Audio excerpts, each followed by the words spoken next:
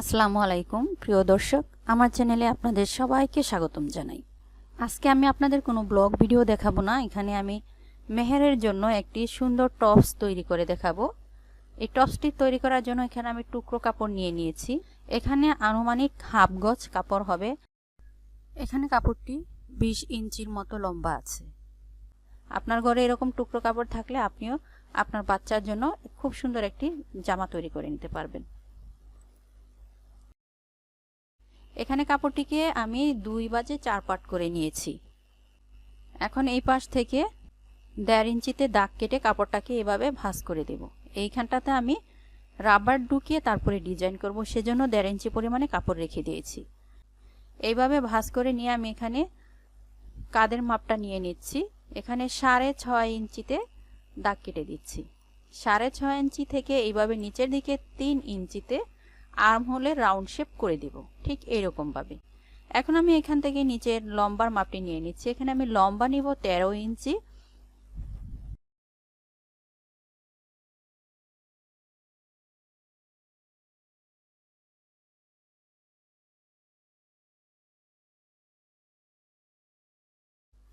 এইভাবে দাগটা কেটে নিয়ে তারপরে কাপড়টাকে কেটে নিব।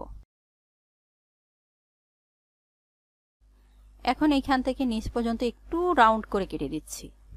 হয়ে গিয়েছে কাটা। এখন নিচের যে টুকরো কাপড়টি দেখেছেন সেই কাপড় থেকে আমি হাতার কাপড়টি কাটবো। হাতার কাপড়টিকে ঠিক এরকম ভাবে রেখে তারপরে বডি শেপটা এর উপরে রাখবো। এর উপরে রেখে এইভাবে শেপ অনুসারে কেটে নিব।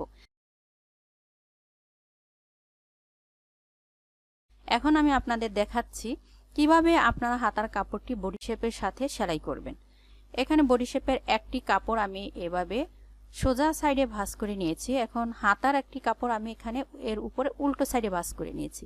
এরপর এর একসাথে আর্মহোলের সাথে এইভাবে সেলাই করে আটকে দিতে হবে। এভাবে সেলাই করে আটকে দেওয়ার পর একটি পার্ট এভাবে উল্টো সাইডে নিব। এরপর আরেকটি পার্টকে এই পাশের আর্মহোলের সাথে মিলিয়ে নিয়ে এই পাশটা সেলাই করব। দুটি সাইড দুই দিকে খুলে দিব। এখন দ্বিতীয় পার্টটা এর উপরে বিছিয়ে দিয়ে এর সাথে এইভাবে সেলাই করে আটকে দিই।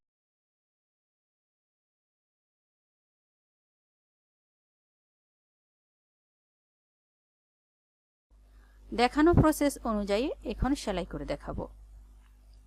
আপনারা অবশ্যই মনোযোগ সহকারে দেখবেন, তাহলে খুব সুন্দরভাবে আপনারা এই ড্রেসটি তৈরি করতে পারবেন।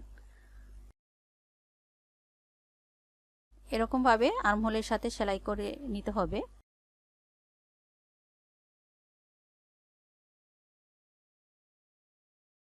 দুটি সাইডই সেলাই করে আটকে দেওয়া হয়ে গিয়েছে। এখন আমি আর দ্বিতীয় পার্টটা এইভাবে রেখে সেলাই করে আটকে দেব।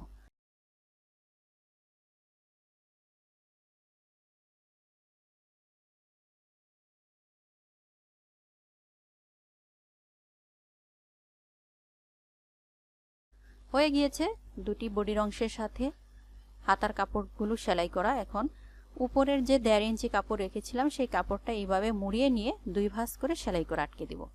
প্রথমে হাফ ইঞ্চি পরিমাণ সেলাই ভাঁজ করব, এরপর 1 ইঞ্চিতে ভাঁজ করে সেলাই করে আটকে দেব।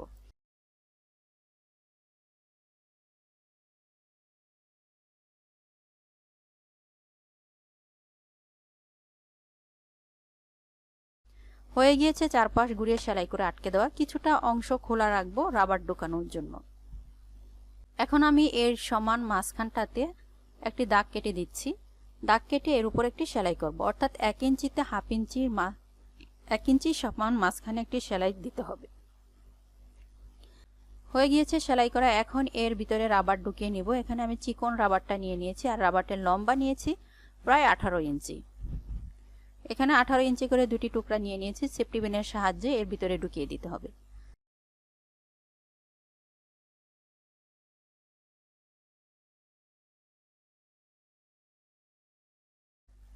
ঢোকানোর পরে রাবারের দুটি মাথা একত্র করে এভাবে সেলাই করে আটকে দিতে হবে। খোলা অংশটুকু আপনি চাইলে সেলাই করে নিতে পারেন, আর না সেলাই করলেও কোনো অসুবিধা নেই। এখন হাতার এই অংশটুকু 2 বাজে মুড়িয়ে সেলাই করে আটকে দিতে হবে।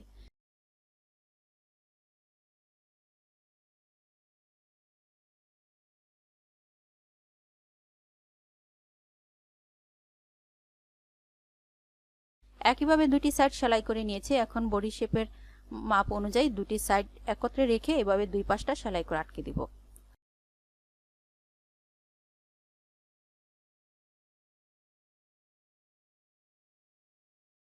হয়ে গিয়েছে দুই পাশ সেলাই করে আটকে দেওয়া। এখন নিচের ঘেরের অংশটি দুই বাজে মুড়িয়ে সেলাই করে দিচ্ছি।